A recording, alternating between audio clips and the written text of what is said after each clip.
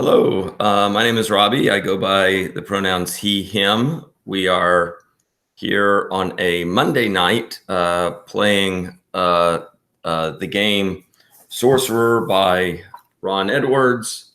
And this is, I believe, our 8th session of the game. And we're hoping tonight to work through some scenes to wrap up this kind of arc of Sorcerer that we've been engaged in. And I'm going to go on and have the players introduce themselves and their characters. I'm just going to work left to right across my screen and start with Alejandro.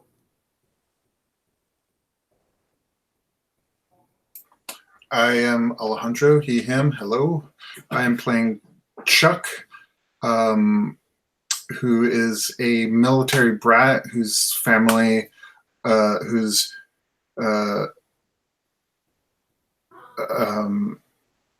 zealous Christian family dumped him off in Florida, Orlando, when they discovered his playing with demonology.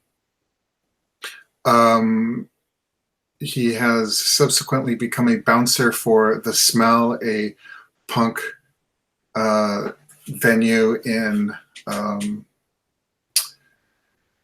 Orlando that serves the lesser individuals of our society to some degree. And now I'm off on an adventure with Dylan and Shawn. Okay, and we'll go to Jenny next, who's playing the character Dylan. Hi, I'm Jenny. I go by the pronouns she, her, and I'm playing Dylan, who is a punk musician with a demon that serves as a muse. And he's a little worried because the demon is getting messages that are, first of all, mysterious, possibly about blackmail, and possibly an incitement to get this demon to do more violence. Bye, cat. Okay, and finally, Walter. All right, so that must have been Papagayo in the background a moment ago. So I'm Walter, he, him. I am playing Shawn McEwen, also he, him. Shawn McEwen is a clean-cut kid, was just flipping burgers at Universal World theme park, and found identity and meaning in his life through this cult, the Eighth Laurel, that he became a member of. One of the inside people in that organization took Shawn under his wing. Her name was Diane, and she began to teach him how to summon a demon, which Shawn did, and summoned a demon by the name of Arathael into the body of one of his fellow cult members, Aaron. And so we've known Shawn's demon as Aaron for all of these, for the entire game until last game, when Arathael decided he was done with Aaron's body and flipped to a new body. He just hopped into someone else's body. This is the body of Steven Shapiro, who is an interesting person in his own right. Steven Shapiro, aka the Revealer, his online identity, was trying to troll the Eighth Laurel and possibly go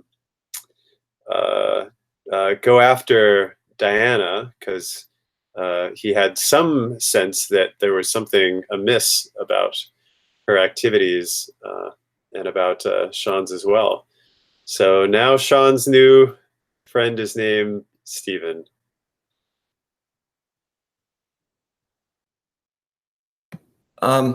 So we left things at the last session. You were in the smell, the hop had occurred, and Chuck and Dylan had kind of approached Shawn, and I think Aaron had been kind of just sent off Aaron, who's, not his normal self, had been kind of not feeling very well and had kind of just walked off upstairs to rest. So at this point, let's maybe go to Dylan, because part of this is kind of some pressure on you to kind of decide exactly what you want to do at this point. There's I think an afternoon meeting that has been set up at the mansion of Stuart Barfield, who has wanted to talk to you. Yeah, so I think at this point we're pretty much resolved to go, at least Chuck and I were. And I think we convinced Shawn to come along too. I still think that we should take Aaron for the record, even if he doesn't seem up to it. But okay, fine. Sure. Another 8th Laurel friend, whatever. Yeah, and Dylan, you also get a message because Belle wasn't there when this happened, although had been kind of occasionally trying to kind of check up on you to kind of see what was going on. But you get a message on your cell phone from Belle, and the message says, what's going on? Is everything okay? And it also, you get a second message right after that one, where Belle says, I think that there might be police who are following me. I have a link with her, so I'm gonna see, I'm gonna try to figure out where she is. She's near her apartment, but she's kind of left her apartment and is seems to be maybe hanging out in a coffee shop or something like that close by.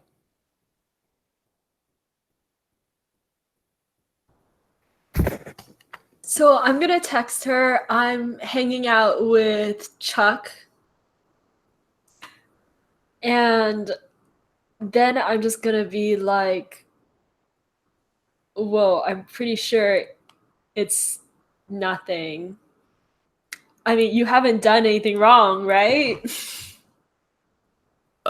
Well, and you get a response back where Belle says, well, at the Barfield party last night, the police seemed to be eyeing me, and Winifred Levane, just to refresh everybody's memory, was this woman who was clearly kind of in charge of the party and the arrangements at the party, and also was involved in the attempt to abduct Dylan.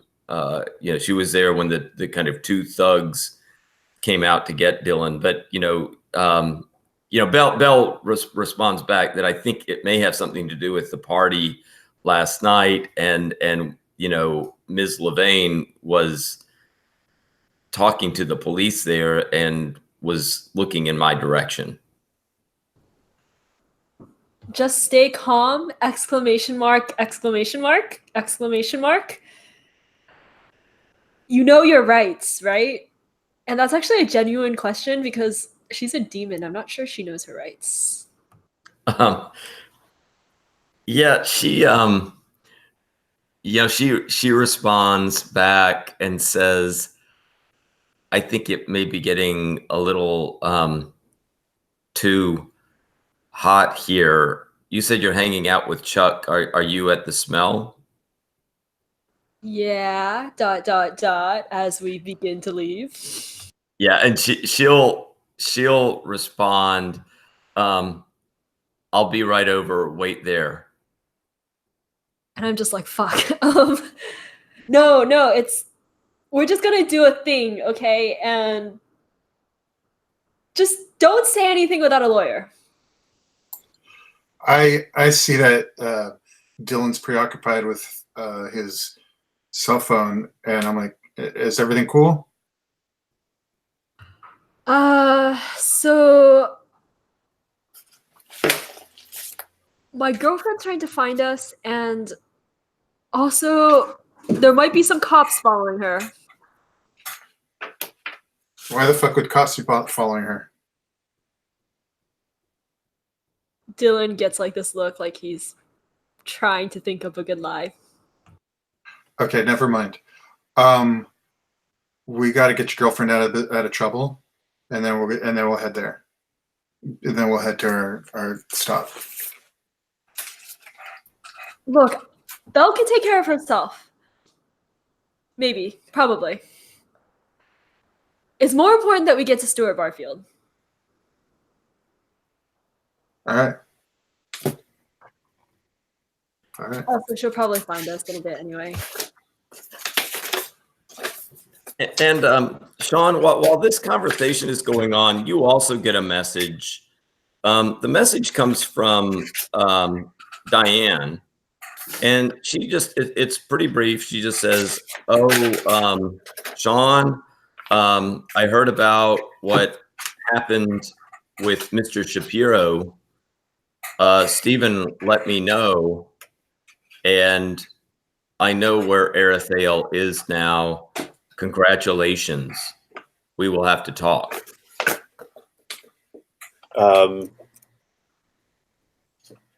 Wow. Shawn is kind of stunned by this and didn't even notice that Stephen had like sent a text message or anything. He's like, kind of like, what's going on? Shawn was busy kind of trying to direct Aaron upstairs because Aaron was really out of it. And Shawn is feeling really discombobulated. Shawn realizes what's happened, but Shawn is still like, whoa, okay. Look, okay, yeah, thanks, Diane. Yeah, everything seems great. The meeting with Mr. Shapiro went well. I'm a little worried about Aaron, but I told him to take a nap on my couch. And you know, she responds back. She says, "Don't worry about Aaron. Stephen is the important one now." Okay. Yeah, I can tell that Stephen is familiar friend, but still worried about Aaron and where he's gonna go. He's just wandering around! Exclamation point. You know, she just says, you know, let Aaron have some rest. If you're still concerned about him, I'll send somebody over to take care of him. Okay, thanks. You know where I keep my key under the mat. Smiley face. And she just says, of course, it will be taken care of. So this whole time, like, Shawn's been hearing this and the conversation between Dylan and Chuck, and like, wow, you're gonna go back to the Barfield Mansion? That's like really awesome. That was such a crazy party the other night, right? Like, that must have gone really well. They must have really like loved what you guys were doing there to invite you back. That's super cool. Are they having another party? What's going on? Well, I kind of got kidnapped on that party by like shark cultists. Remember? Whoa. Yeah. Well, I just thought that was like, you know, like part of your act. No, that's not part of my act. I mean, like, it would be a good act though, but no. We're going back to figure out what's going on. Like, he's Barfield, or someone claiming to be Barfield, has been texting my girlfriend threats. Oh, wow. Threats? Damn. That's horrible. I mean, that's terrible. Like, who's gonna look at I mean, where is your girlfriend? Shouldn't you be looking after her? Is she safe? Where's Belle? She's fine. She'll probably find us soon anyway. Okay. Yeah, if you think so.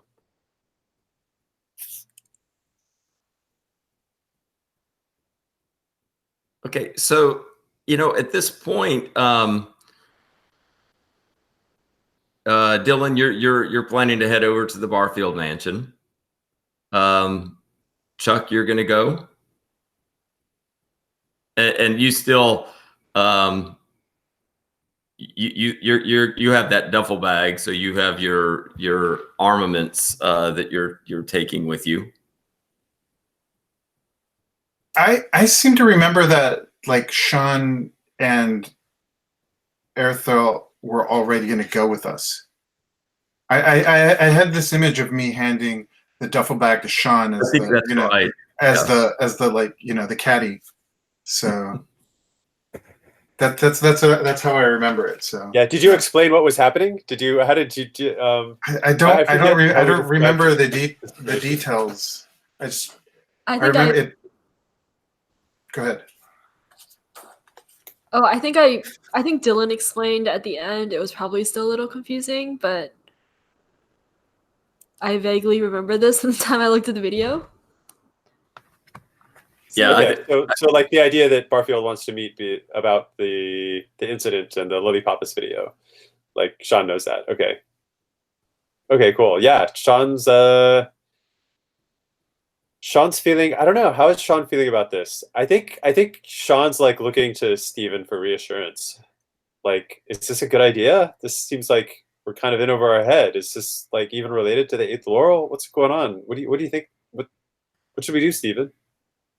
I think Steven looks at you, and Steven has a little smile on his face and says, "Well, I'm not sure exactly what's up, but that Barfield place, I mean, it's a crazy place, and it's a people magnet, and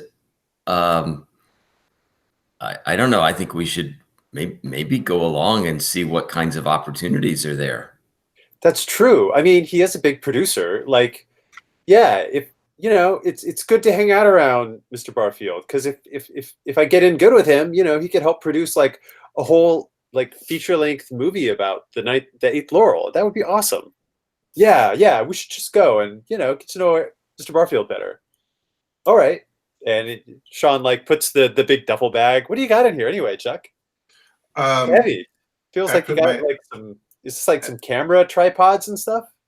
I put my hand around his shoulder and we start heading out. And I go, I got some land to sell you, down south. And it's swampland now, but you'd love it. I wish I had money for a down payment. I'd love to have a place of my own. Bro, that's not what he means. There are guns in there. Oh. Okay. Guns. Yeah, right.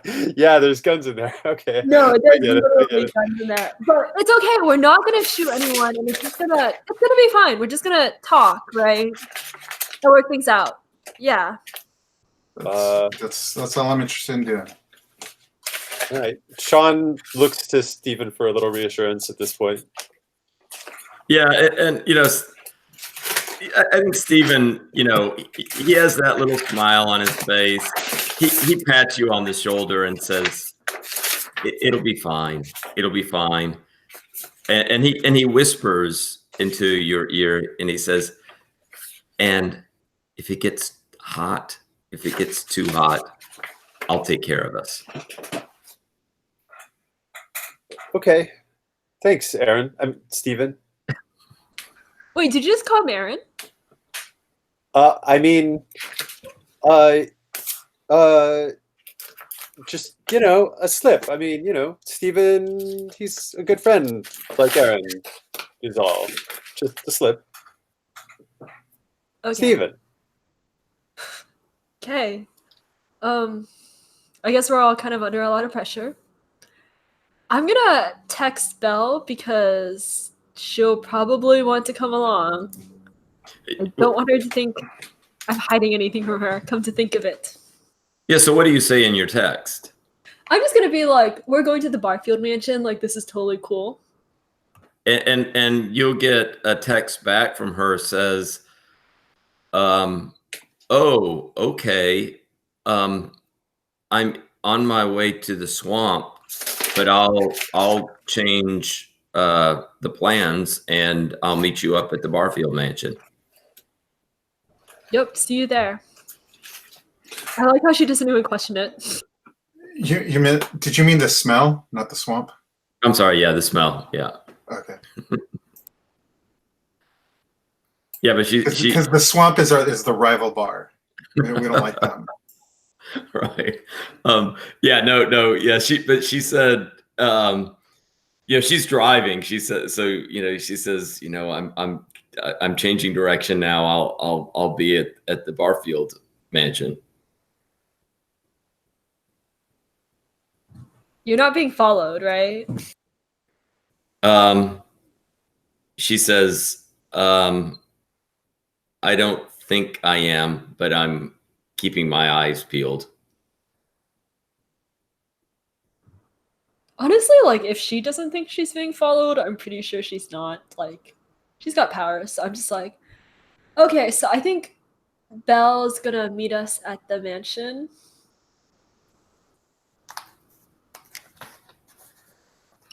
Okay, and I mean, what we could do if you all are in agreement, we'll just we could fast forward and put you at the Barfield mansion. Whose car are you taking?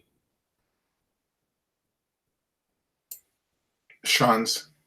Yeah, totally take my car. Exhaust Okay. spewing out the back. It's pretty cramped and awkward. That's true. We've got well, there's 4 of us, right? Yeah. 4 people and a bunch of guns, and I don't know, one of us is a demon. Papagayans in the car? Yeah, of course. All right. Excellent. And a cat that isn't even really nice. It's just where does Papagayan what is Papagayan doing in the cars? I mean, like, does Papagayan like hang out on his own? Does he sit on someone's lap? Is he just like sunning in the back? So I think I would just assume that I'm driving. And I don't know how Shawn would react to that. If Shawn just lets that happen while I'm driving, Papagayan is like sitting, his butt is on the car seat and his hands are on my shoulder. Yeah. But if Shawn doesn't let Chuck drive, then Chuck will probably be in the back, and then Papagayan will just be in the back. Yeah, I mean, Shawn will be like, "Oh, I can drive," but if Chuck wants to like force the issue, like Shawn will be like, "Okay." Yeah, kind of depends on how much Chuck wants to push for it. He's just gonna stand there and like stare at you. Like he's kind of in business mode right now, so he's kind of like, we're taking care of some shit, and I just need to make sure everything goes down right, and that's what's on his face. Yeah, I love that. I'm like picturing the scene where Chuck's just like standing in front of the driver's side door, just has his hand out for the keys, and after this like awkward moment, like Shawn's just like, "Okay," gives you the keys. Yeah, and Papagayan, I would say on the way down there, there's a bit of Papagayan that's a little tense. I mean, Papagayan realizes where you're going, and Papagayan got to see some violence there, which was exciting and satisfies his need. But at the same time, it's kind of clear that going back to the Barfield mansion, he's a little concerned about what might transpire there this time. Yeah, that's why we're coming. That's why we're going ready. And I say that out loud to the cat. That's why we're going ready. Yeah, and every time he kind of either looks at the duffel bag or thinks about it, he starts to purr. You can kind of see that he's that idea of bringing some guns along is a kind of enjoyable thought for him. That cat really weirds me out. That's all right. But you get down to the Barfield mansion. When you pull up, Belle is not there yet. But the mansion, it's been clearly cleaned up. It was a big party, but Mr. Barfield can clearly afford, and you saw this during the party that he's loaded when it comes to funds, and so he has plenty of help and workers, and so things by the time you get there, it looks spotless, right? All been kind of cleaned up. Looks like a very idyllic mansion with a kind of Spanish style to it. So he said he would meet us outside the mansion? Yeah, I think that the word was that you had kind of reservations about going in. He said that he couldn't leave the premises, but that he would meet you outside. Do we see him or? No, so did you pull up and get out of your car? And when you get out of the car, I just want to say real quick, I have it so that the duffel bag is over the gun. I load the gun and so like I have the strap of the gun over my shoulder, but I'm trying to pass it off as part of the duffel bag. Okay. So. So when you all get out of the car and Chuck is there with his duffel bag, which is hiding the gun, although it probably looks a little odd the way the duffel bag is positioned there, but it does hide the gun. And you see the front door of the mansion open, and you see Winifred Levain walking out of the front door, and you're, I guess, in a kind of that front. There's a kind of pull-through area, parking area with a kind of overhang, so that if it's inclement weather, when people are coming up to the front, they have it kind of covered there, really nice. But she comes out and she kind of stands underneath that covered area, and she waves to you. I scope the area. You don't really see, you probably see a couple of, the kind of groundkeeping crew that's still kind of taking care of a few little kind of cleanup issues. But aside from that, there's not anybody else around there. Winifred is, she's the one who you all met when you got there. Papa Guyan is unsettled a bit, and Shawn, Stefan, when he sees Winifred, looks to you and says, "That woman is she's not right." What do you mean by that, Stephen? Don't you see? She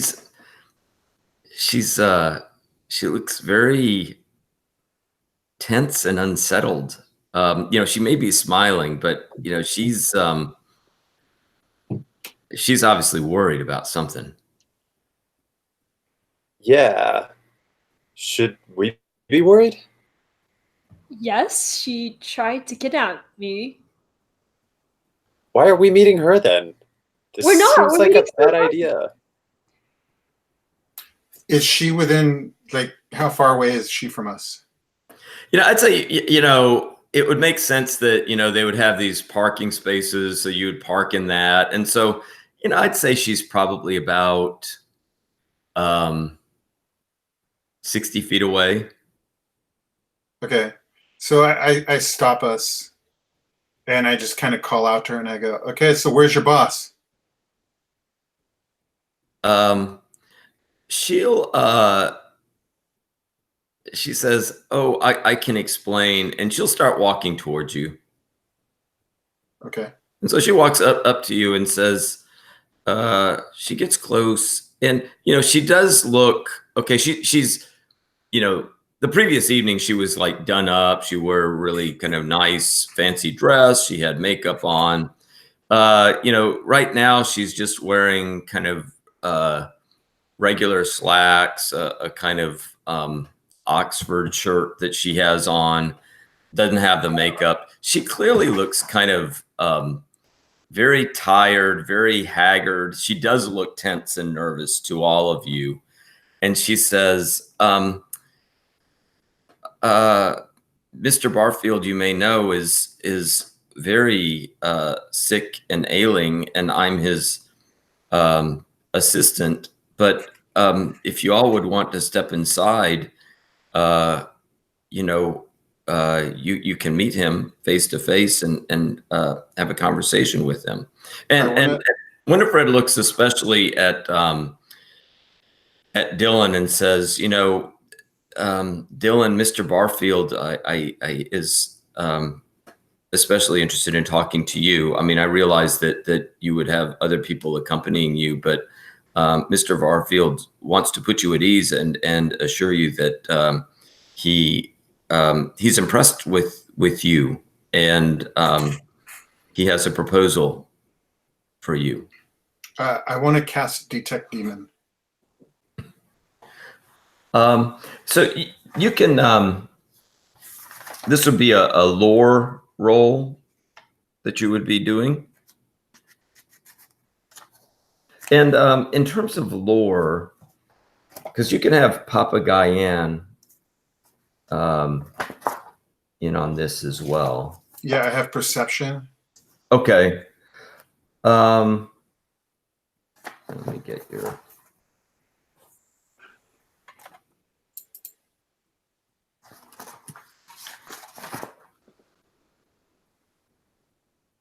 Okay, so yeah, and that perception works off of the power. And so that would give you a 6 to roll. Plus my lore, or is it just the perception? I think it would just be working off that power that would come with that perception. Okay.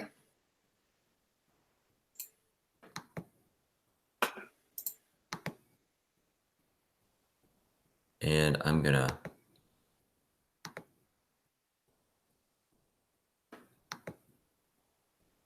Okay. You what Papa Guyan is able to pick up, Winifred is not a demon, but Papa Guyan is able to pick up on the fact that Winifred is a sorcerer. And not only that, but she is a sorcerer on the brink of having lost all of her humanity. And so she's like right on the edge of somebody who is, I mean, she's clearly nervous, and she's somebody who is exhausted, and her humanity has almost all been sapped from her. Okay. I'm going to turn to Dylan, and I'm going to grab Dylan by the arm a little bit and like pull Dylan away from earshot from Winifred. And I'm going to put my mouth next to his ear, and I'm going to say, listen, I'm a sorcerer. Papa Guyan is my demon. I think Shawn is a sorcerer. Hang on. Just take it in. Just take it in. Shawn, I think, is a sorcerer. Papa Guyan is a demon? Just take it in. Just let me talk. I am taking it in. It's just like, he's a cat. Is an awesome cat. But what is really important for you to understand here is that I think Winifred is a sorceress, and a sorceress on the edge. She's about to crack. I do not think it's a good idea. She's on drugs? She's about to snap. She's about to lose it. When we play with demonology, if we're not prepared or if we get too caught up in what we're doing, we lose parts of ourselves. So we got to be careful. I don't think she's been careful.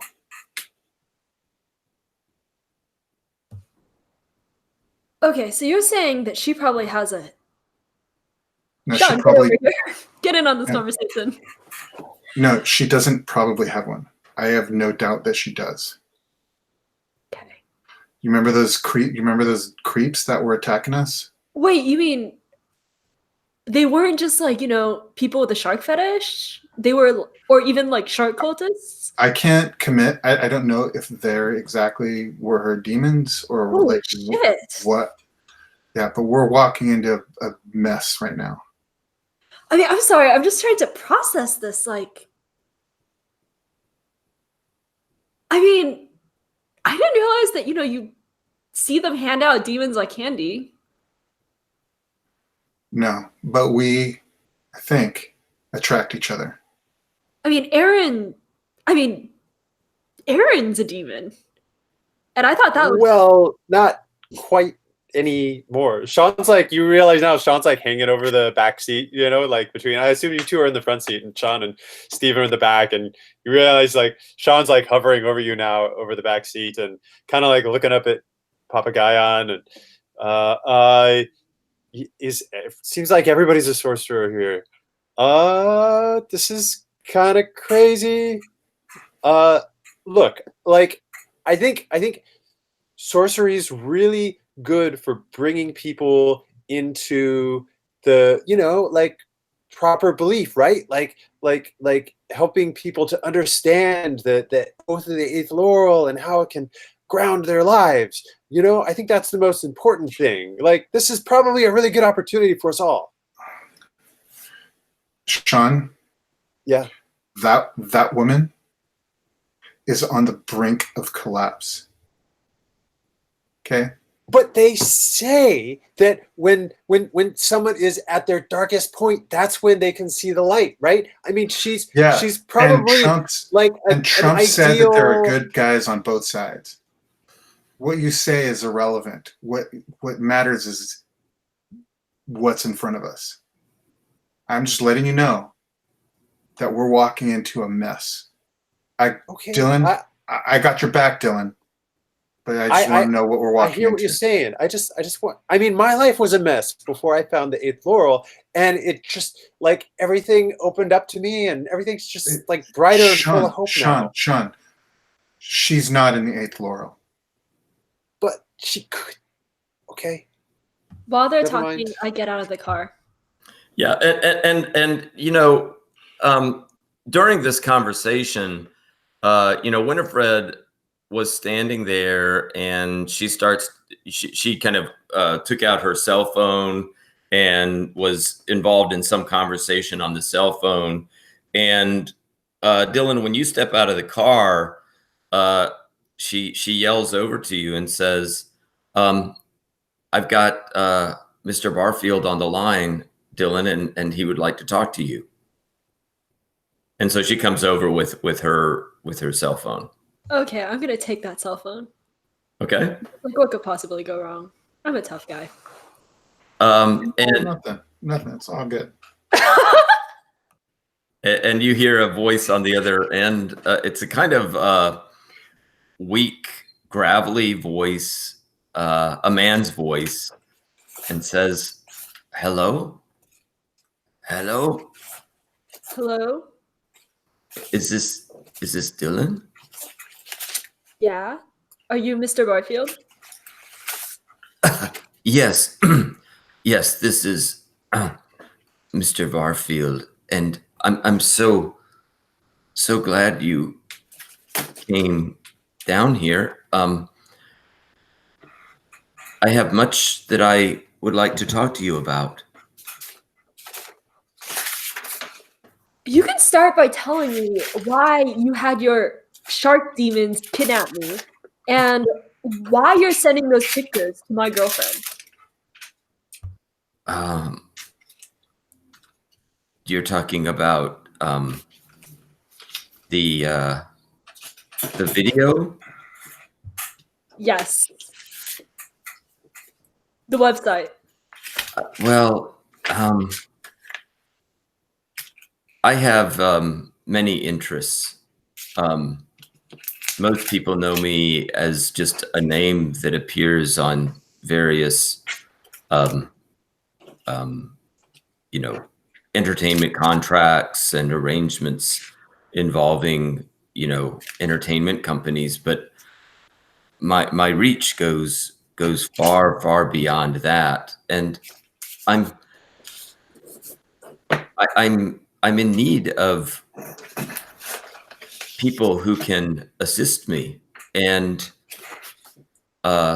you've met Ms. Levain, and you can see that she's been very very helpful, but she's been growing increasingly ill, and I'm looking for a new assistant and somebody who could be trained to assist me in a variety of different capacities. Oh no, I don't work for the man.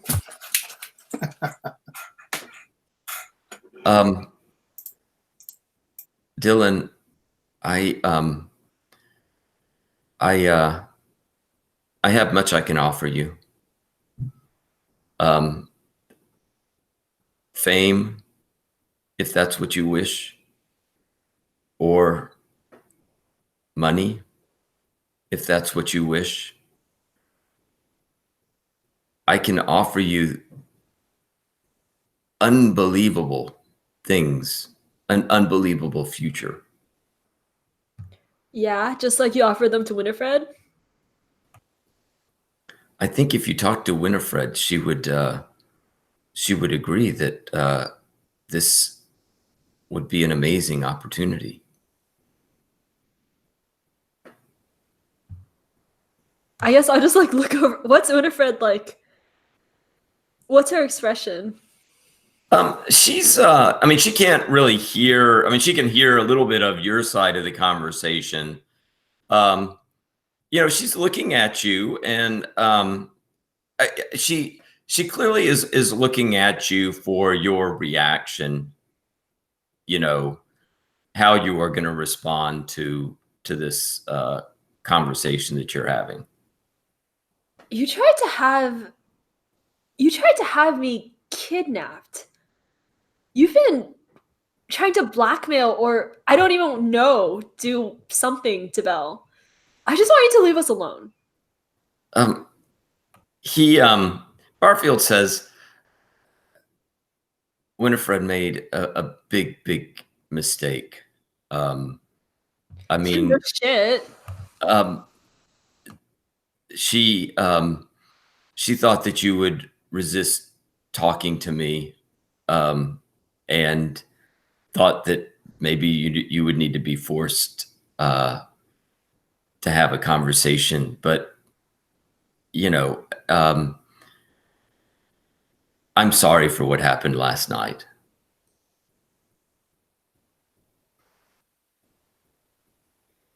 At this point, I would say that there is a really nice new Mercedes-Benz that kind of pulls into the drive with it pulls in next to Shawn's car, and a gentleman, spiffy looking guy, comes out, and Barfield says, do you see that car that just pulled up? Yeah. As a gesture of my sincere desire for you to join with me and my organization, I'm giving you this car. And it looks nice. I mean, it is a brand new black Mercedes Benz. I It's so mean, hard to fight the man when he's giving you a Mercedes Benz. I mean, I can't drive it, of course. Like, it's just not punk enough. But I could at least, like, sell it. Sometimes the man is nice.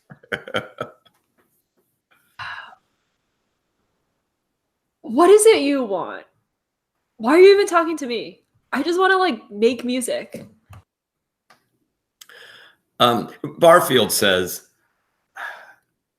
if you want to make music, that would be fine. But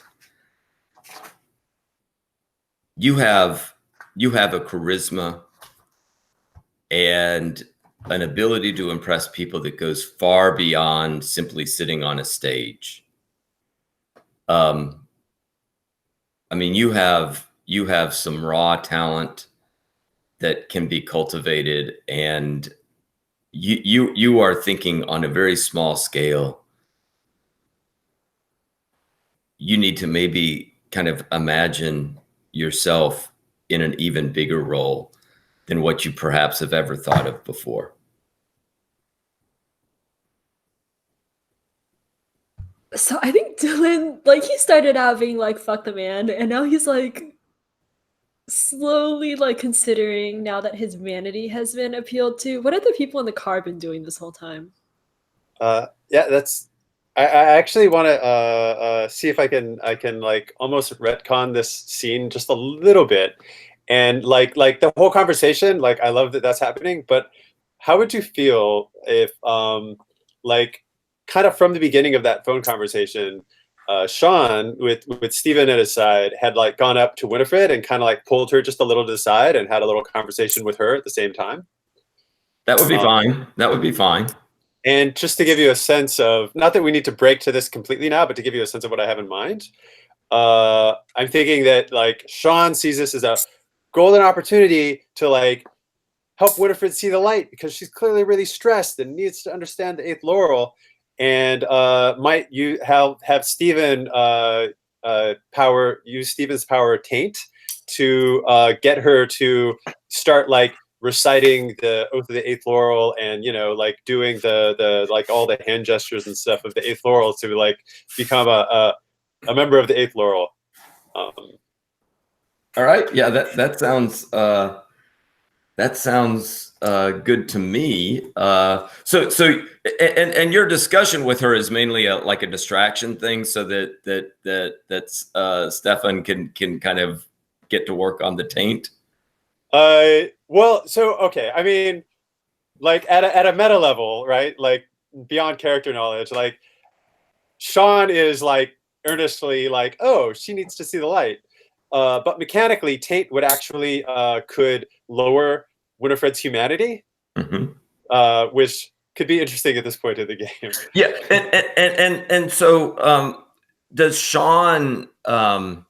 What is before you do this? What is the conversation that you have with Arathael / Stefan? I mean, yeah, I think the conversation is pretty much like what I said. Like, Steven's like, did you hear that? Like, Winifred really needs to see the light. She's like, Barfield's right hand person. Like, if we can convince her that the eighth laurel is gonna bring brightness into her life, like, I mean, that would be great, right? What could be more influential in getting Barfield on board?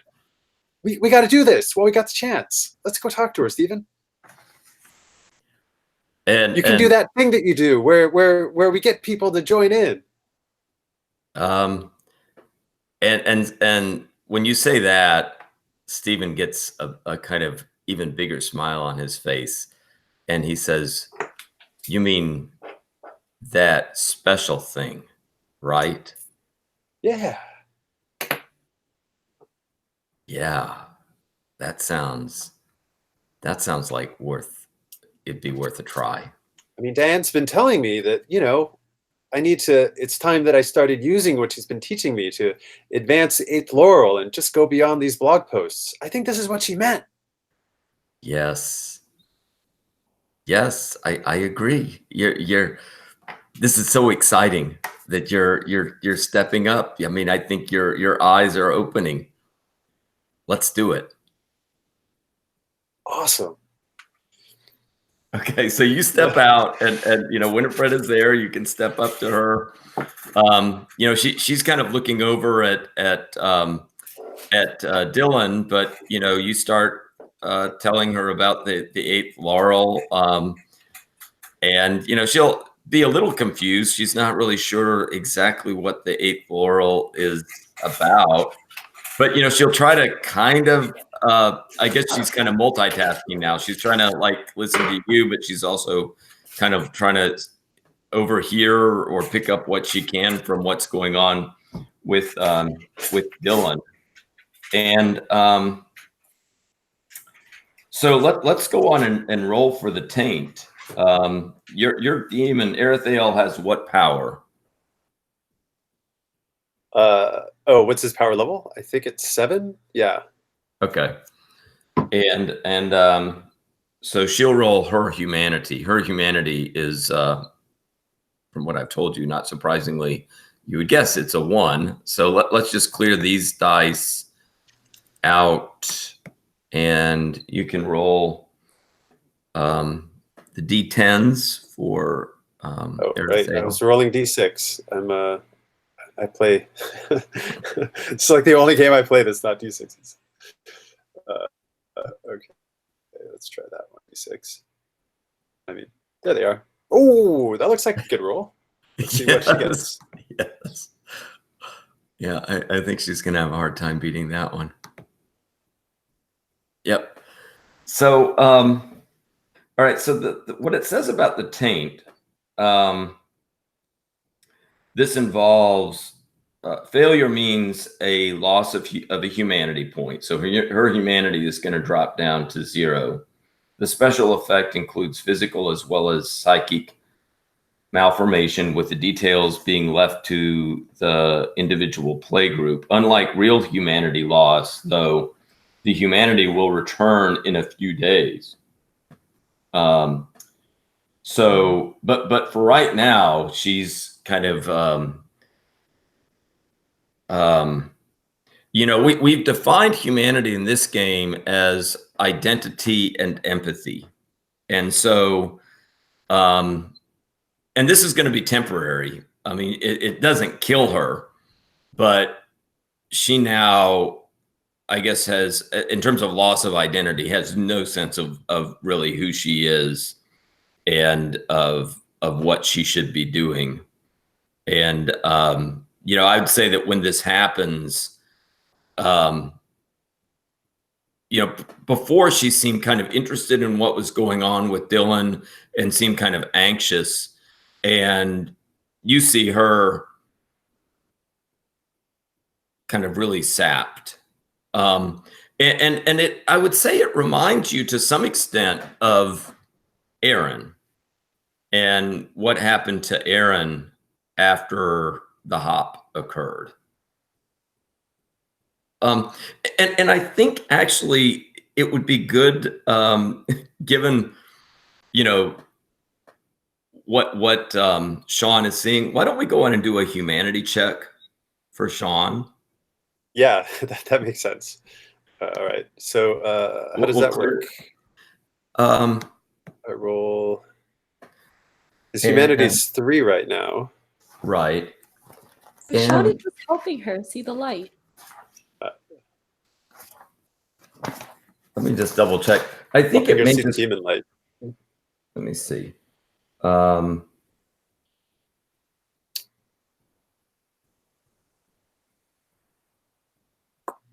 Yeah, this is just humanity versus humanity. So you'll roll your three dice, and I will roll 3 dice as well, and we'll compare those. Okay.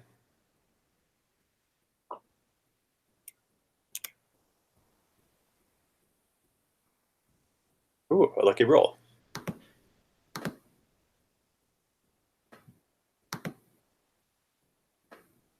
Yeah. So you survive that humanity check. But I think you're kind of definitely, you know, picking up on, right, the fact that this kind of sorcery, I mean, you have a kind of power and an ability with the assistance of your demon to certainly affect and impact the humanity of others.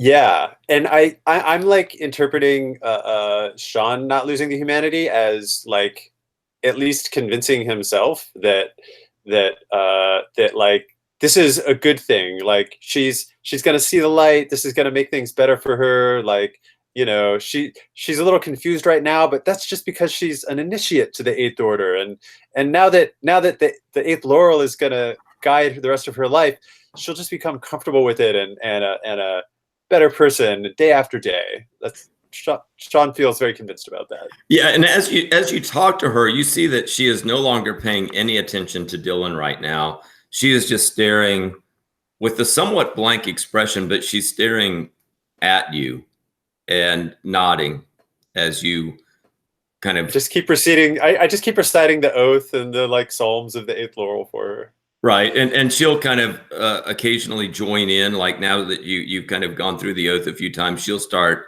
kind of repeating that oath as well. Nice. And Chuck, while this is all going on, what are you up to? Yeah, I think obviously Shawn and I noticed Dylan get out of the car at the same time. So I would have followed Dylan, but I would have given Dylan his space. I warned Dylan. I told Dylan I had his back.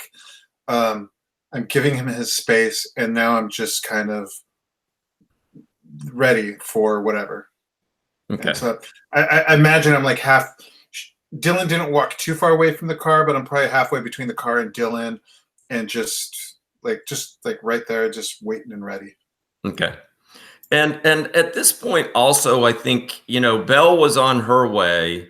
So, you know, she would, you know, I think it's reasonable to say that she would be kind of pulling into the parking area as well. And, you know, you'll see her get out of the car. Belle does look altered. That, I mean, Dylan, you can pick up on the fact that it's Belle, but she's not. First of all, she's wearing different clothes than what she normally wears. She has this kind of comfortable sundress on. What color was her hair before? Probably like, I'd say like bleached blonde. Okay, well, it's now like a dark brown, and it looks like, you know, she had a, you know, we can go with this either direction, but we'll just say she looks about maybe 30 pounds heavier than when you last saw her. What? Okay, I did not expect that one. Like since yesterday? Yes. No, since like this morning. Since the last time you saw her, yeah, she looks like she's and she looks like she's a few inches shorter. I'm getting a bad feeling about this. I think I'm gonna finish my call, and I'm gonna say, you know what? Yeah, I do want fame. I do want money, but I don't need you for that. I hate people like you who think that like my success is entirely because of shit that they've done. So no, Mr. Barfield, I'm not gonna become your creepy puppet. And then I just hang up. Okay. I hand the phone back to Winifred, but she looks busy, I guess, and I'm just like, what the fuck? Yeah, so you know, if you go over to Winifred, she's like staring at Shawn as he's talking, and she doesn't even notice you when you walk up to her. So if you're going to give her back the phone, like, you know, I guess, you know, you can kind of tap her with it. But, you know, she's just listening to Shawn go on about the eighth laurel, and you hear Winifred occasionally reciting the kind of oath of the eighth laurel. That seems weird, but I guess like this kind of thing does happen. Like people just suddenly have like religious experiences. Wouldn't pick the eighth laurel personally, but okay, whatever. I'm gonna go over to Chuck, and I'm just gonna be like, okay, so I think I might be kind of in trouble, and I just like motion over at Belle. Yeah, yeah, and Belle is you know walking over. She seems kind of puzzled as to what exactly is happening. So I know Belle, right? I mean, as well as I know Dylan, I think. Which is to say, not that much. Would I recognize this as Belle, or would I not recognize her? Yeah, I mean, she looks. I mean, I saw her last night, so correct. Last night she looked hot. Yeah, she's. I would say, you know, you have to do like a triple take at her, you know, but there are certain things about her which, you know, seem Belle-like to you. Yeah. So I mean, the first thought in my mind after the third take is like, "Fuck, she's good with makeup." And then yeah. If she's wearing a sundress, then you might. It's on her back, so you might not be able to see it from here, but like that would expose like her telltale. So. Okay, but so Dylan just said you're in trouble and pointed at Belle, and I look at Belle, and then I look back at Dylan. I'm like, okay, what do you mean? What are you talking about? She's a demon, and I don't know, like she started hurting people recently. Okay, I don't know. I think Barfield put something in her mind, like she can get her kicks off like just hurting other people, and now I think, what the fuck do I do? You know about this stuff. Yeah.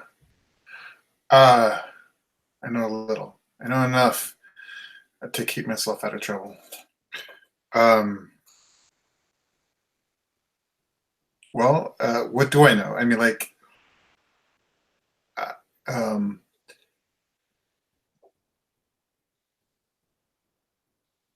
how do you banish a demon? Is it just a like I almost did that, right? Would it be the same ritual that I almost did at the beginning of the game? No, I mean it's a different ritual for banishing, but yeah, there is a special because you did a contain. Yeah. And by the way, before every session, I have religiously ordered to see whether that demon was going to break the contain, and I'll let you know it has never succeeded in doing that. It's tried its best, but yeah, it's failed every single time to kind of. Right, that was the one that was the cell phone, right? It was like an object demon that was the cell phone. It still is safe and secure in a jar that you have, you know, contained it with. So before Belle gets there, I say to John, I go, well, I guess the question is, do you still need it, or are you ready to move on? I think Dylan gets like this look on his face, like he's not sure, but then like I guess he thinks over like everything that's happened. And then so I think that if you are the sorcerer, you can like try to banish the demon at any time, right? Okay. What would that actually look like? Like, well, what we could do? Why don't we do this? We've been playing for a little while. Why don't we take a little 5-minute break? And then during the break, I mean, I'll go get myself a little refreshment, but I'll also kind of take a quick look at if you're thinking about the banishing, I can take a quick look at those rules. And then when we're back, I can kind of let you know what all that would entail. Yes, cliffhanger. Okay. Yeah. But yeah, why don't we take like 5 to 7 minute break and we'll be back and talk about banishing. Sounds Yeah. good.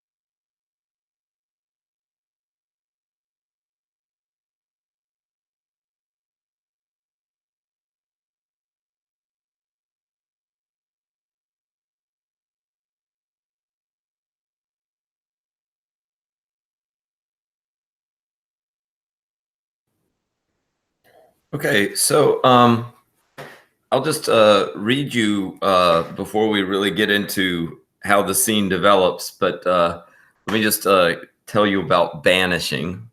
What the rule says is that banishing a demon is similar to summoning, except the demon will almost certainly resist with its will, and the sorcerer gets their humanity as a bonus. And if the demon is bound, the binding strength also acts as a penalty, regardless of whom it favors. A banished demon is gone forever unless it is contacted and summoned again. So I guess, you know, since we have this idea that sorcery is somehow tied up with the kind of the internet and such things, I guess it would be kind of banished to the digital nebula of things.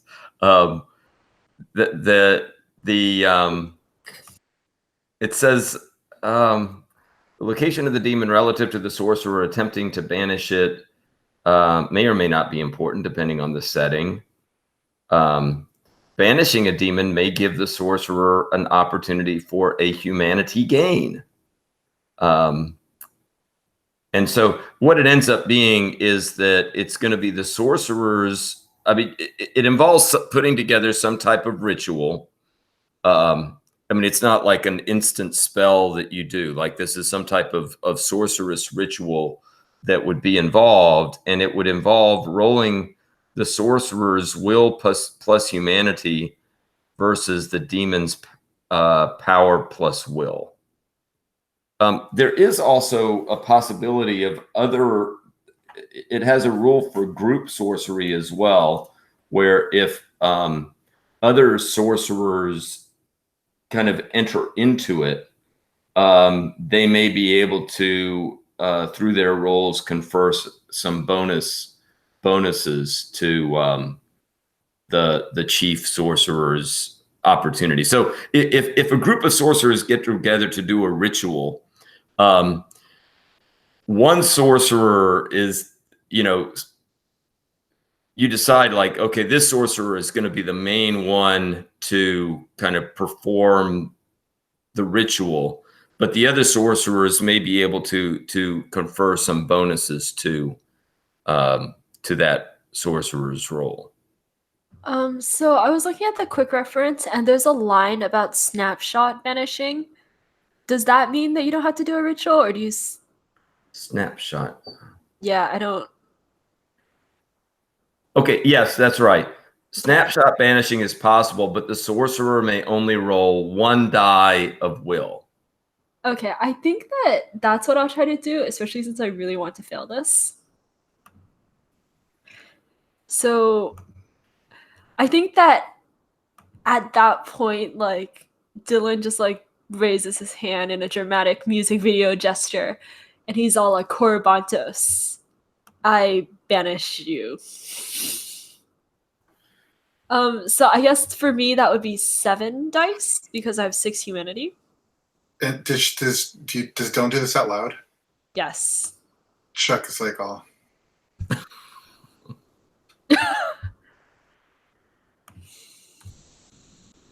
I'll clear the board first.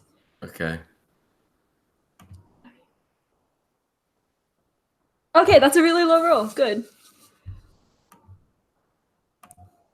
And Korribantos rolls power plus will.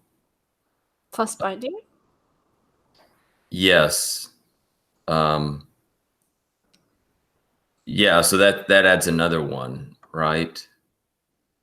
Yeah, this is kind of curious because it says, okay, so the binding strength, the demon is bound. The binding strength also acts as a penalty regardless of whom it favors. I don't quite understand that because you're buying, you get you have a 1 on the binding strength, but you're the one. The curious thing is like you are banishing your own demon. Maybe that's why. Like, if the I don't know. I'm kind of imagining it as like, there's an elastic band, Mm-hmm. and like the bond is like what's important. So the stronger the bond, the harder it is to like banish the demon at all. Yeah. So I would roll 15. 15. Yeah. We'll see what happens. Boy, I rolled yeah, so it doesn't work. And Cory Bontos knows what you have just attempted to do. And I think clearly she's shocked. It's like, what are you doing? And I think Belle walks up to you, is not fazed by what you just tried to do, and says, "You are so foolish. You are throwing everything away. What have I done to deserve this?" What have you done? You hurt my friend. You hurt Lily Papas. You've been threatening to hurt other people.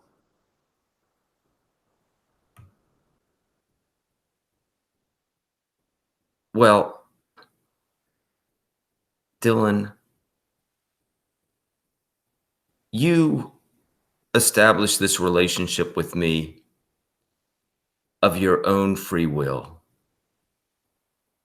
And you are so naive as to the ways of the world.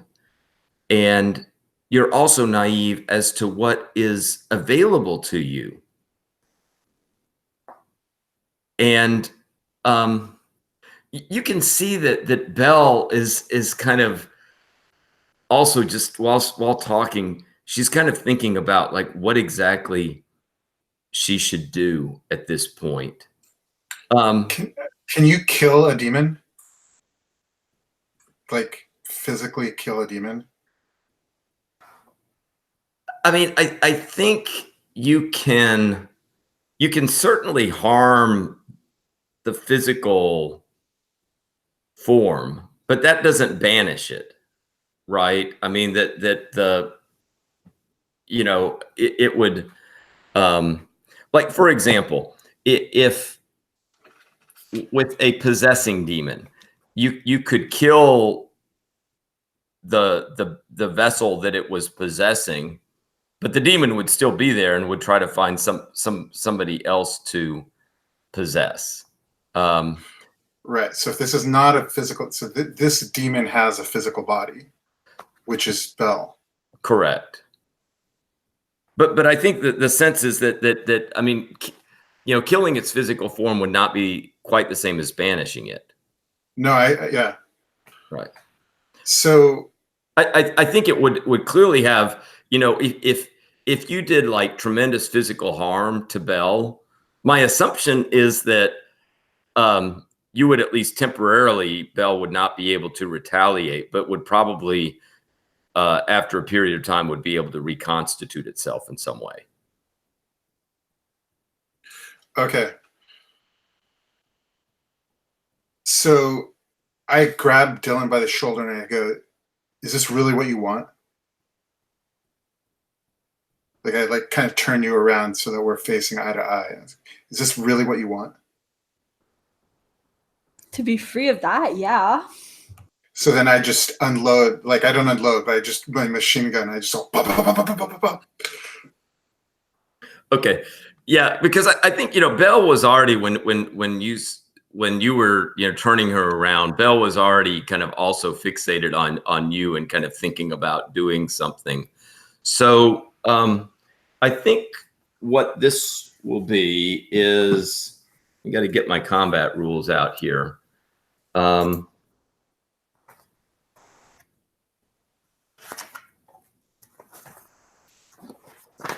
you are going to roll.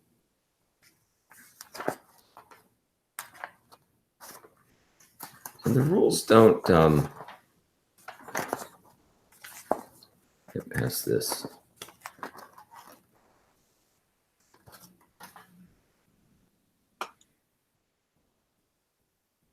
I mean, when you get a hit off this, I mean, it does, you know, with this is an automatic weapon, so it's going to do quite a bit of damage. But I guess you roll, because that's all just damage. So I think you're rolling with stamina.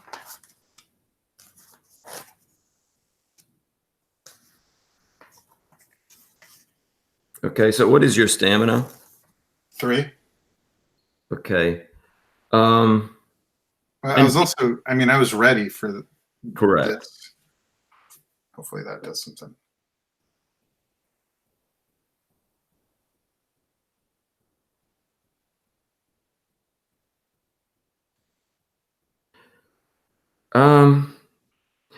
The one thing that I'm kind of pausing about is that I do see it has a chart here that kind of covers the damage, but in terms of like the basic roll, I mean, it doesn't seem like the automatic weapon that there's any added plus to the roll. They kind of, you know, fists and edged weapons and powerful handguns, automatic weapons. I think that all of them seem to have the same.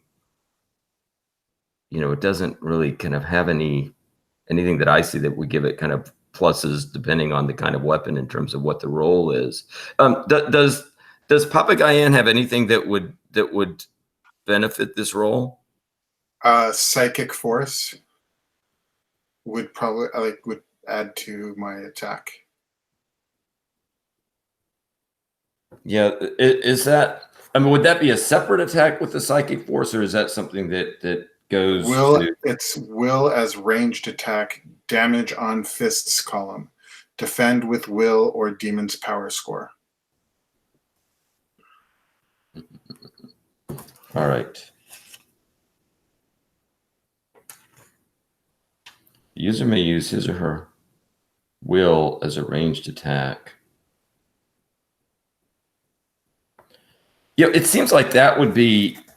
I mean, if you want Papagayan to do that, I think that would count as like there would be 2 attacks then going on, right? We would get both the gun attack, and then we would get Papagayan's psychic force unleashed on it. Okay.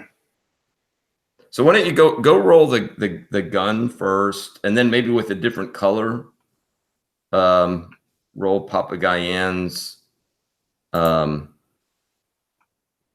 will. Will or power? User may use his. The user may use his or her will as a ranged attack, doing damage on the fists column.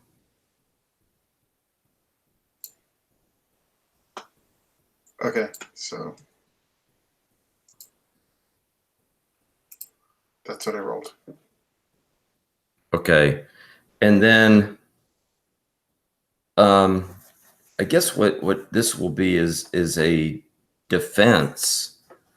Is, you know, whatever. I'm going to say, because she's, you know, not quite prepared for this, I'm just going to give her for this round a single die as a defense that she'll put up to see if, you know, I guess that would like be, does she see it fast and, you know, soon enough to dodge it or something of that sort. Okay, so and the dark blue is the gun, correct? Yeah, yeah. Okay, so it does 3 times. So you got 2 victories, and it's going to be multiplied by 3. So it does 6 temporary and 4 lasting. What are her? I got to look at her. This goes off on the stamina. So she is definitely, I mean, she only has 4 stamina. So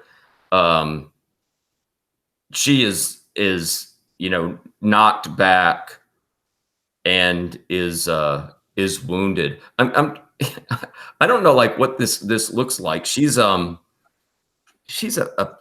passing demon. So like what does a passing demon look like when it's been shot? I mean, you kind of hit it, right? And so she is definitely on the ground, and doesn't seem to be what you would say entirely dead, but she is definitely incapacitated and kind of writhing on the ground. So let me just get a sense of what does everybody do. Shawn, you see this happening, and what is as soon as Shawn hears this machine gun go off, Shawn just like falls to the ground and puts his hands over his head like ah. Okay. And Winifred, when you do that, I think Winifred isn't really phased at all. She just keeps staring at you.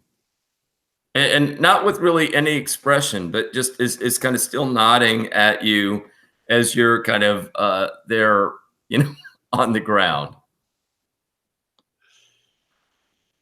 And Dylan, what do you do? I did not expect that to happen. I think that's what happens when you hang out with nuts. I think that Dylan, like, it's loud, right? So he's just like stumbling back probably toward like Shawn and Winifred Levain, and he's just got like this holy shit look on his face. And then like he's seeing like a demon get shot, but a part of him is also like, she's a passing demon, so she looks kind of human, and it's confusing, okay? So I guess he kind of like shouts at Chuck, "Whoa, man, stop!" I go, okay, now is when you try to banish it.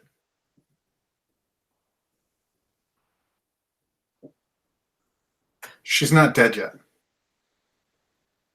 I mean, does Belle do anything when I'm like looking toward her? I'm also thinking that like Papa Guyan, who I think really digs what you have done, and I would almost imagine Papa Guyan even kind of jumping on top of Belle and kind of scratching her a little bit. Does that make sense? That Papa Guyan would do something to kind of get into the fray here? I don't know that Papa Guyan would like jump on her and start scratching her, but I would imagine her doing the little yappy dog thing, where now that the fearsome opponent is down, now she's like hissing at her and like getting all like aggressive, right? Not necessarily like actually getting within hand's reach. Okay, but clearly kind of having some type of response, emotional response to what's going on. Yeah. If y'all spoke cat demon, you'd hear Papa Guyan saying, "Yeah, don't fuck with us. We're tough," or whatever. Stupid bully, like friend, like bully sidekick thing they would say. Mm-hmm. Yeah, and what I would say, Belle is,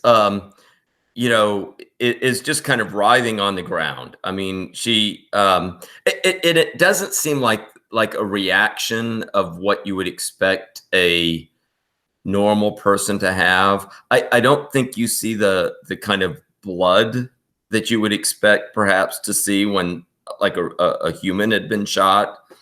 And she's kind of flopping around, but it doesn't seem like an entirely human response. What is Arathael's reaction during all this? I think Arathael, it might make sense to me that Arathael would be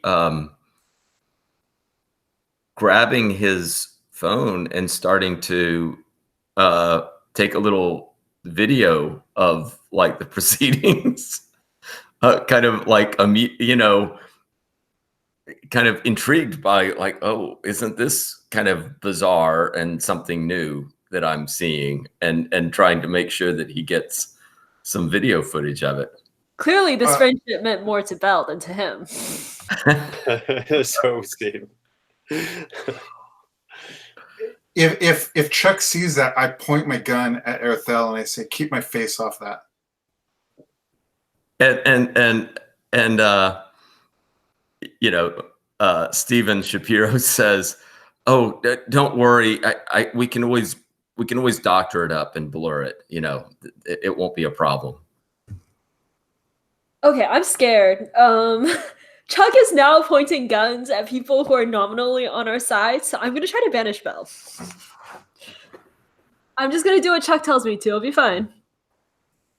So I think I get a stamina penalty, but it's exactly the same thing otherwise. Wait, hold on. After I did that, and after the whole thing happened, it dawned on me that you said you hoped you would fail. Oh, and then I ended. What? That was me out of character. Right, and so I feel like I might have like stepped on your like agency by taking that action that I took. If you're cool. No. Yeah, no, like that's kind of what I wanted, really. Like, I wanted to like fail, so it wasn't just like poof, Yeah. So Okay. I just want something to happen. Okay, cool. All right. Okay, so I gotta get back to my the banishing. So so you're again will versus humanity. I mean, will plus humanity, right? And it says I get a stamina penalty, so does that mean I like lose stamina permanently, or? But what is the stamina penalty for? Oh, is that because of Yeah, I'm trying again. The sorcerer may attempt again with a cumulative 1 die penalty to stamina per successive attempt. Well, okay, so just keep track of the fact that you're -1 stamina, but I don't think that because the banishing roll itself doesn't depend on the stamina. What I think it's going to mean though is that when you drop to 0 stamina, you would not be able to attempt anymore because you would be so exhausted by this. Okay. All right, I rolled. How did you do? I did pretty well. Okay, let me go.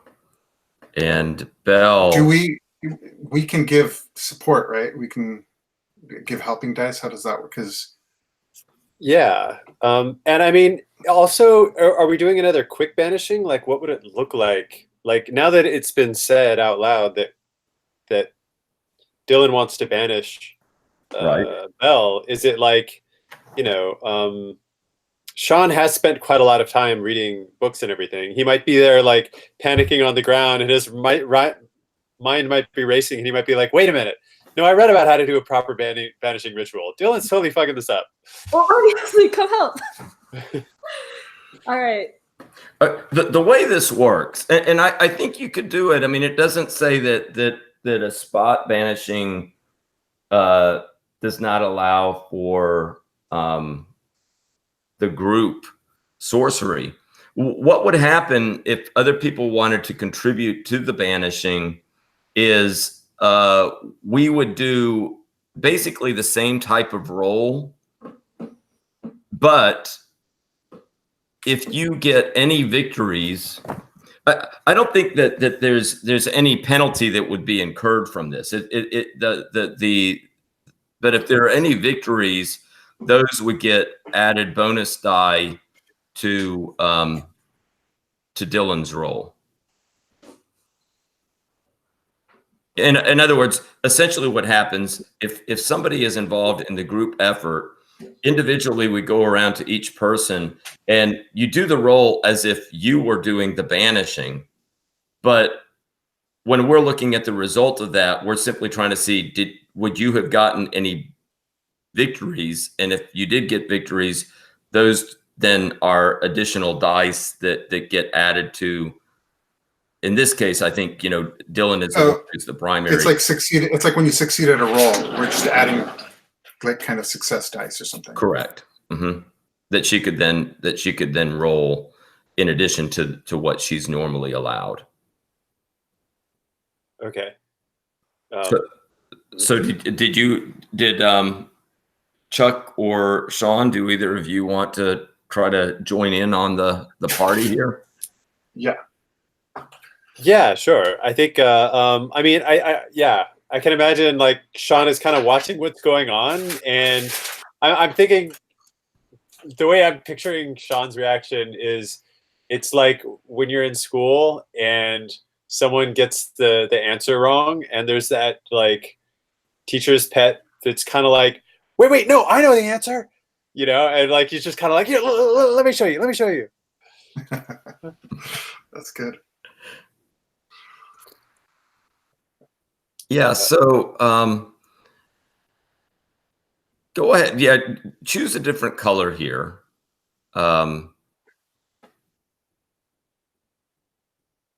And you're going to roll your will plus humanity, that number of 10-sided dice.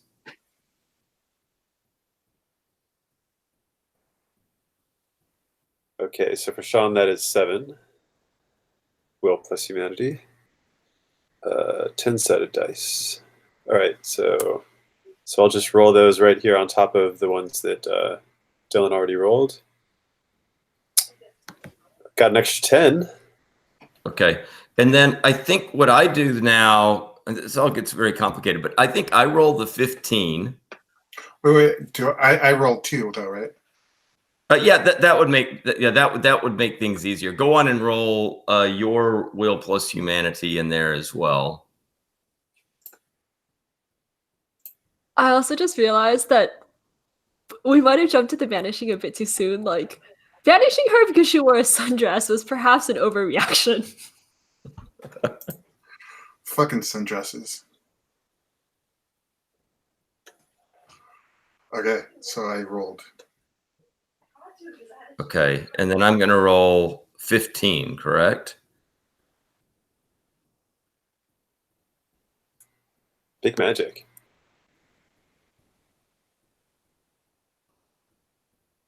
Yeah, and the blue, that was Dylan, correct?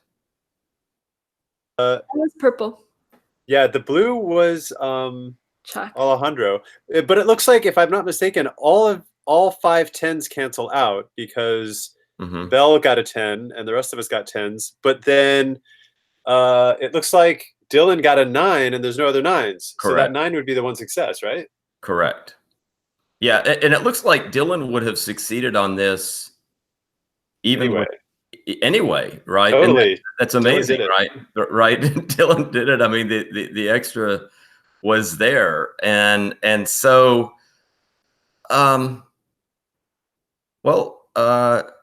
Jenny, let me give you, since you were successful, let me give you narrative control a little bit, and you can describe how this looks. Well, you see, Dylan has like watched many like punk music videos, so he totally knows how to banish demons. So he just kind of like waves his hand a bit, and he's like, "Be gone." And I think that what happens is like there's this moment when like their eyes kind of meet, and then like the wind begins to pick up, and then like the black tattoo that's tattoo sign that's like on her back begins to like fray.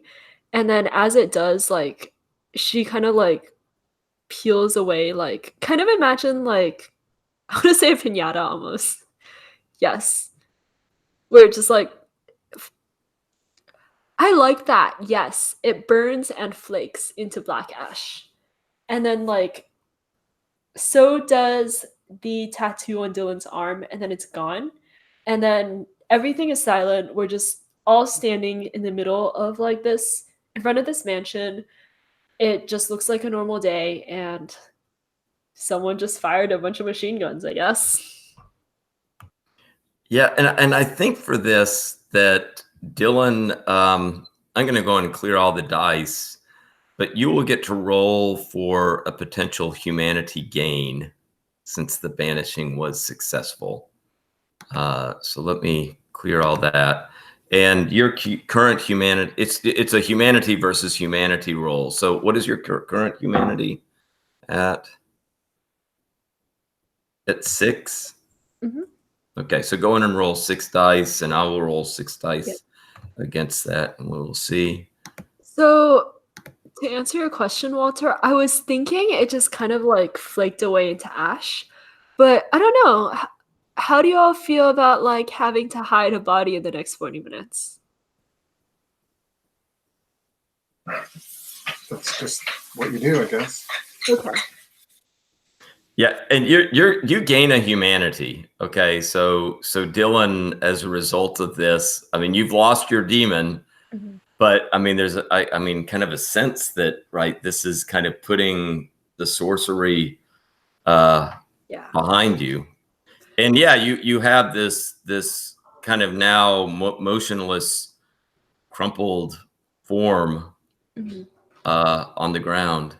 Yeah. So I think that what it looks like is it looks old, like almost kind of like part of a mummy, like and but it's still like something where we probably wouldn't want to be caught with it, by the police. It'd be a little hard to explain. Yeah, absolutely. I wonder if she's shriveled up enough that we can shove her in the duffel bag. Yes. And I think that like it's probably only a torso really and a head.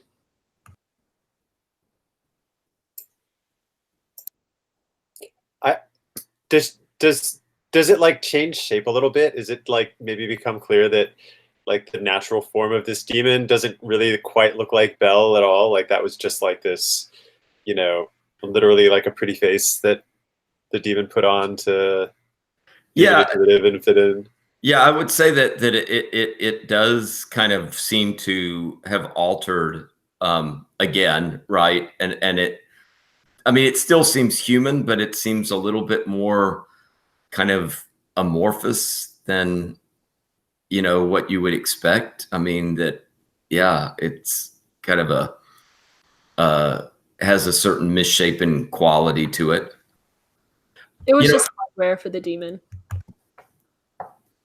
Yeah, and I think it would be fair to say, when you had pulled up, you had asked, whether there was anybody else around. There were some kind of groundskeeper types, and I mean, you kind of see them that they've moved away, kind of around like the corner of a kind of privacy wall area, but you see one of them on their cell phone, um, and he's made a call.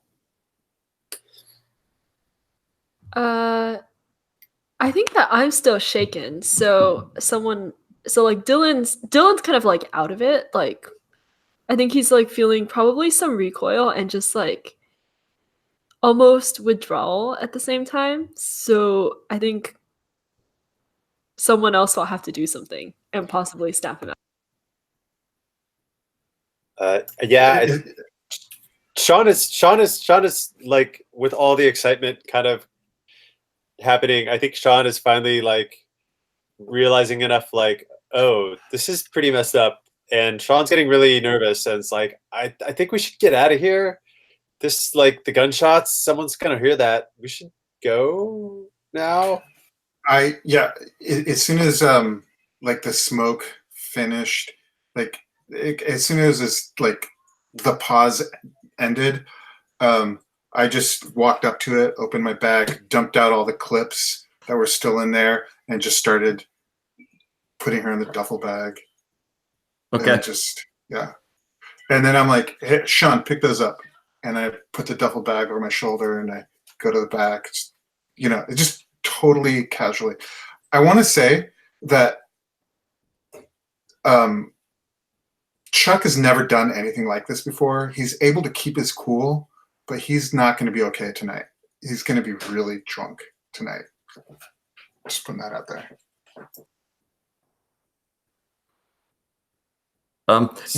Do you, I mean, Alejandro, does it make sense? Do you think Chuck needs to make a humanity check at this point? No, I think maybe tonight when he has time to process. Yeah. Like he's just kind of, all right, we got to take care of this. I mean, I think he's been like drilled in this just kind of boot camp upbringing that he just knows how to get into business with. But tonight, yeah, I think so.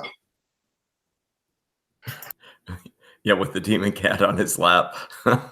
So yeah, and when you mention picking up the clips that you had dropped, I think Steven will kind of stop filming and kind of realize, that this is probably a good idea to kind of get out of Dodge now. So he'll kind of go down and start to kind of pick up some of those clips and kind of toss them in the back seat of the car.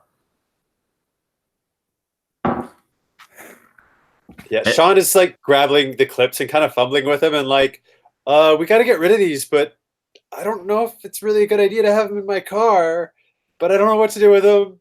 I don't know what to do. Here, Steven, you take them.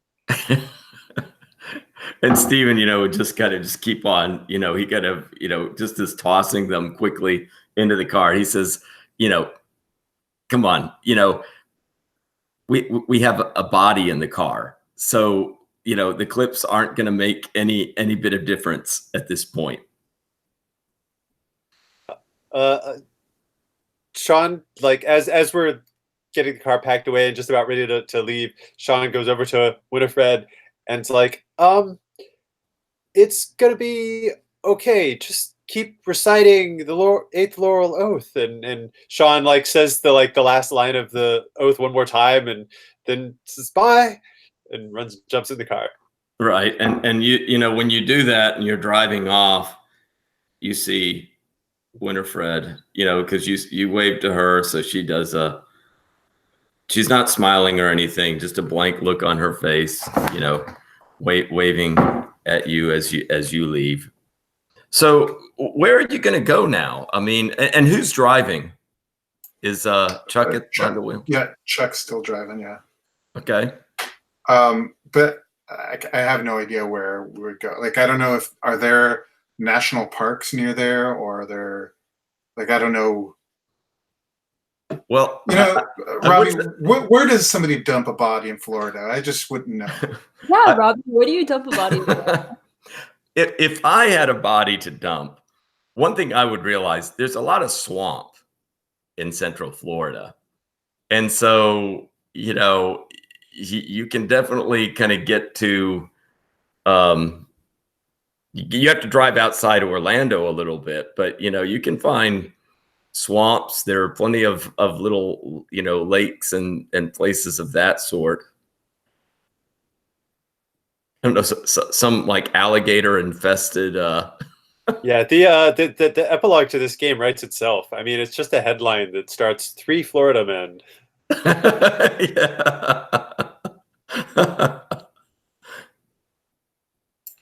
And a cat. Yeah, so that's what we would do then. I mean, just go out to the boonies. Yeah. I mean, there are definitely, areas that, are close by that are pretty undeveloped that you can kind of get to where, provided you haven't been followed, that you would kind of get be able to dump it. And so I guess you know, you get out to an area, you dump the body out of the duffel bag. Chuck, do you put your guns back in the duffel bag and the clips then? And Yeah. okay. And you know, at this point, I would say, you know, you're I feel like this might be a good time for like individual character epilogues, maybe. I mean, you kind of would get back, and I do feel like, Chuck, before we do the epilogue, we should do your humanity check as you kind of get back and start to kind of process everything that has happened. And so that's just going to be a straight humanity versus humanity roll. And you have 3, correct? Yeah. Okay, so let's do that, because I did not roll well. okay, and then I'll roll 3. It would make total sense if he loses humanity right now. Yeah, so and it's just with this type of check, you don't add the victories. It's just you lose a humanity. Yeah. So why don't we start, Alejandro? Why don't we start with you for an epilogue, and you can kind of tell us about, I don't know, that the evening, or if you want to carry it forward from there. I mean, what do we see Chuck doing at this point? If the other 2 are cool with this evening we're just all quietly sitting around my living room, drinking beer, and I'm just kind of staring off into the distance. I want to say that this is like the first time that Shawn has ever had an alcoholic beverage, but he is drinking with you. Okay. Oh my goodness, we're gonna get Shawn so drunk. Yeah. And then ultimately, other than that, it's just Chuck. He's a bouncer at the Smell. His life hasn't changed. And yeah, I imagine Papa Guyan, while you're doing this, Papa Guyan is purring at your feet. Yeah. I think I'm not petting him like I normally do or anything. Mm-hmm. And Shawn, what about you? You've had some alcoholic beverages, and yeah, like Shawn has been affected by what happened. I mean, like, things got pretty real this day, right? From Erethiel hopping bodies to Winifred losing humanity, which, you know, Shawn kind of like basically just like blocked that out and refused to deal with the reality of that was his coping mechanism. But it's like, you know, that it's still inside of him, like eating away at him a little bit. And I think that he like, I don't want to say he develops more gravity. I think because he still like very much takes his identity from being part of the Eighth Laurel, and, you know, Diane taking him under his wing. But like, there's sort of a lightness in his step has disappeared, and I think he continues to be Diane's like you know, apprentice and do her bidding and pull more people into Eighth Laurel. But there's more of a heaviness and a weariness about him going forward as well. Yeah, and I was kind of curious because you know, with what has happened to Shawn, I almost feel like there should be a mechanism for the lore to increase by 1, right? I mean, as a result of like what he has seen, you know, and right, watching the hop that happened, watching how the taint had that effect.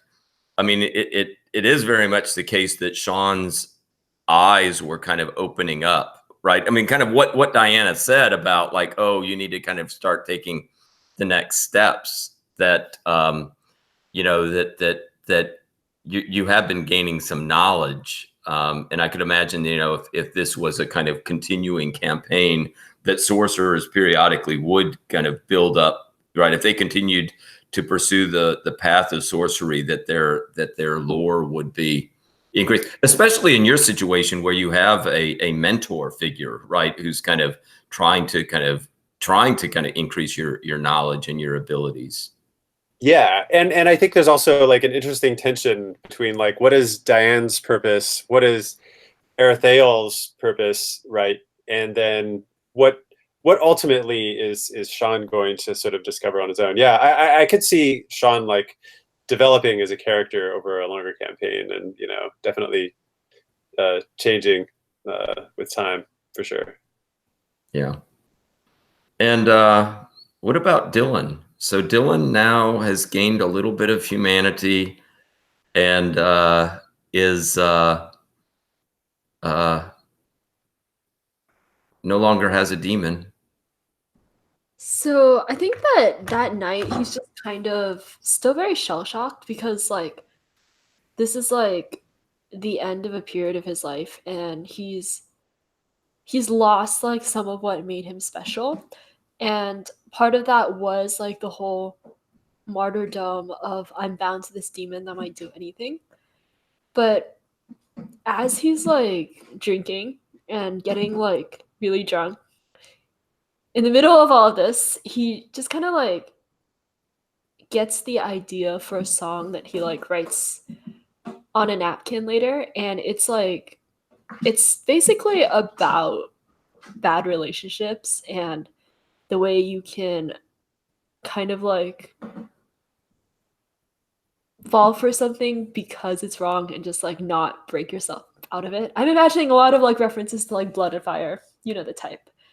And I'd like to think that like in the hypothetical future, he would kind of just be like the normal friend, and the whoa, demons are bad, like very not quite moral compass, but like narcissistic, mundane compass to the rest of the group. Mhm.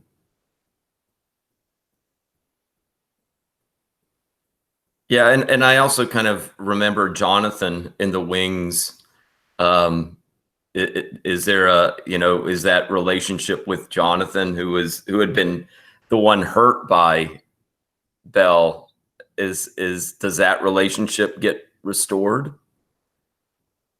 Yeah, I'd say so. Like, I think that Dylan has honestly like trashed things with the Fisher King by now, Hmm. but I think that they'll like figure something out, and then like there will be apologies from Dylan, really. And then they'll probably go on to like start doing their own thing, and it probably won't be successful for a very long time. Hmm. Good, good. Well, for me, that was